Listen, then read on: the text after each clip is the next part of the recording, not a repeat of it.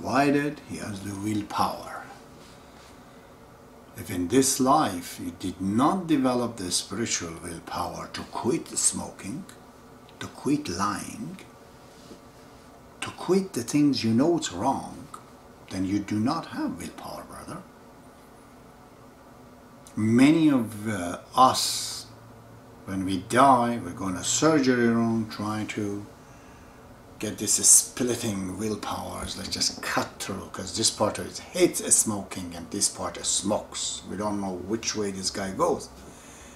They do surgery on them. Many of them dies. The spirit doesn't die materially again. It's a different death. They become in a state look like matter. Based on the prime directive of Abdul-Baha, the next life is the same like this life. You have matter, you have vegetable, you have animals, you have human. The same thing is back there. Abdul-Baha gives an example. He says the difference between this believer is referring to Sayyid Asadullah Qawmi. He says the difference between this believer and those non-believers is like a hay. Hay, So what's the comparison of a man to a hay? Nothing. Just comparable. So many of the souls, they die, they become the material on that life. And Bob says they never know what the higher state is. Naturally, and here also he doesn't know human exists. You see. So from the world of matter, it goes into the world of willpower. If it's a human, like a human being, we have 5 senses. There's 5 senses there too. I explained before. Imaginations, first of all, is the willpower. If you have no willpower, you cannot want anything, then your spirit is dead. If it is alive, then you're alive. You exist. The will then needs to imagine. After the imagination, he thinks. The thinking refines, becomes comprehension, and it becomes part of his memory. The bigger experience of a spiritual experience he has, the bigger the memory becomes. So, the entire universe, as you know it when you die in your spiritual realm, all of it looks like the womb of your mother. Like the whole universe that's around is only a belly of the material world. The rest of it is not even here. It's a spiritual.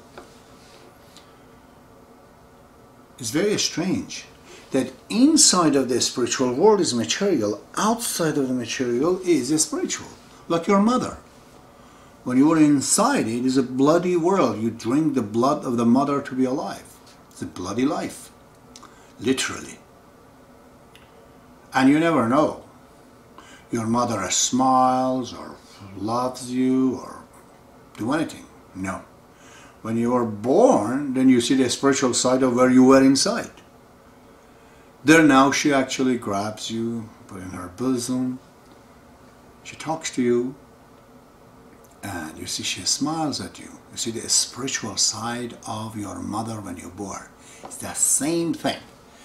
When you die out of here, you see the spiritual side of the mother nature. If you're born alive, my friend. The percentage is very low. Based on the prime directive of Abdul-Baha, this life is like the next life. Parallel. He says there's a parallel prime directive. Is how many sperms you inject in your partner's womb?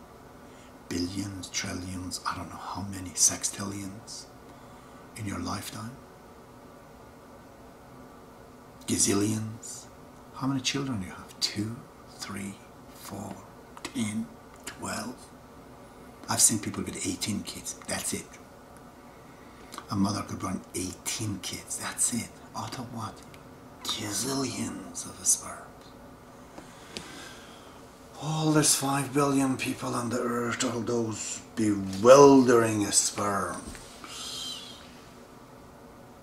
They can't make it. Very few. So it's a very, very huge, tough task when it comes to percentage.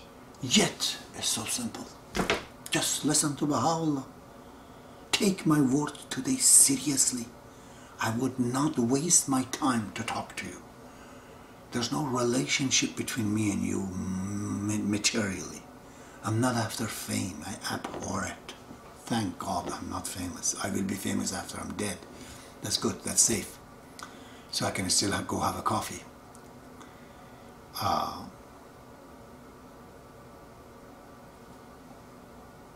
Why would I say all these things to you? Why would Baha'u'llah say those things?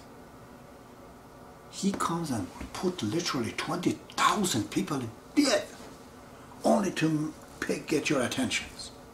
Because what's going to happen is so severe. So severe. Just to be a human alive, never mind to be rich or powerful enough that you can actually predict. Very rare. Rare of the rare of the rare of the rare. It's in all the religions, you know. This has been told before. The whole universe looks like a globe on the top of your table. What you want to do, where you want to go, turn it around. And a spiritual being is like that. When there's no time, then everything that is time and matter, it will be totally, he encompasses it. Time, matter means limit. There's no limits in the infinite volumes. This is how the prediction comes. That's not just by dying. As I said that. Dying, you might die and become when a sperm going off of your mother's womb, excuse my language, directly to the toilet. That's not life. You didn't born out of womb alive. Or you're handicapped. You have no eye, no sight.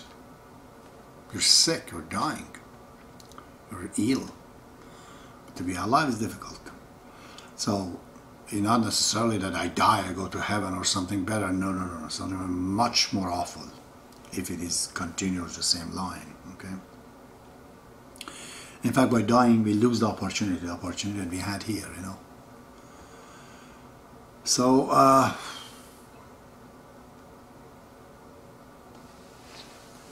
the degree of their power, essentially, one big factor for it is that how pure it is. You get the water, in it there are all kind of debris, germs. It's a water, but how tasty it is, how safe it is. So many things we get. You get a message on the phone, you know. It's not coming correctly. The reception is not good.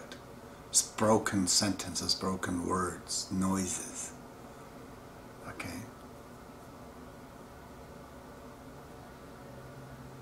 Impurity. The more and more you have attachment towards the material life and material world and material attraction, including your own wife and love, including your own child, okay? I'm not saying to be cruel, no. Love everyone, but to know this, that these things are not real. All of the attachment is nothing. If you have the attachment, well, you're coming from China to Canada, and you have so many properties in China, people, all this and that. You're always suffering, you're always missing it. Too bad you have no money here to even contact them. That's your hell, isn't it? Or it's not pure, I can't do this. You need purity. Material attachment to the soul, unfortunately, gets attached to the material things because it's like a dog of this old lady. She's going out and the dog is so big, these Danes, that just pulls the lady. Some people's souls are like that. They're so weak, so feeble, that anywhere the human soul, animal soul wants to go, they take him anyways. He's captured as a captive. You know, as a little 2-year-old kid in front of a big Dane. Can't control the big dog. Anything the dog wants to do, the baby goes around wherever it goes. the source to become bigger and stronger. And I've explained all of this, what to do in the past anyways to you, what you should be doing in order to get that power. But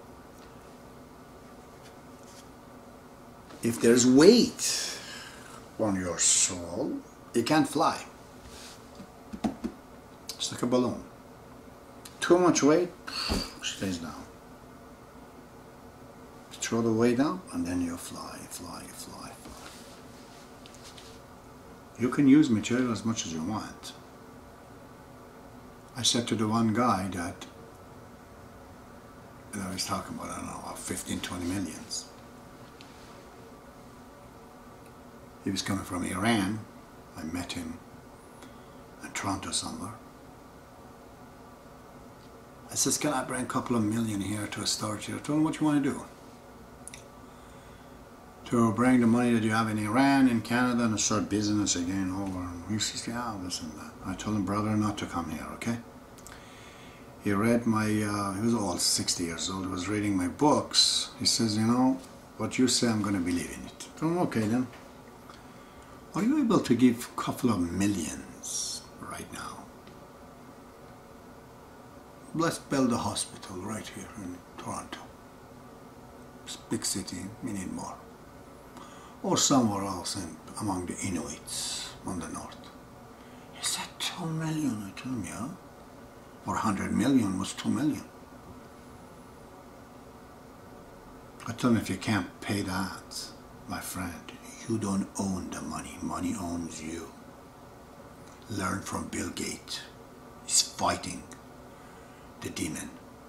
He's not allowing the money to own him. Let's learn from him. He's not going to get anywhere, Bill Gates, by what he does. I guarantee you, brother. But at least it's a start. Some independence. This money owns you. You don't own him. I'll tell you that, hey, I'm so hungry, go make more money. More.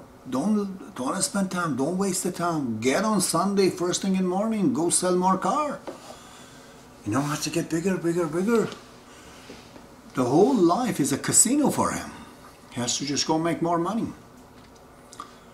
You know, the whole thing is in a slot machine, you know. The poor guy is owned by the devil, by the money. Money possesses him so much.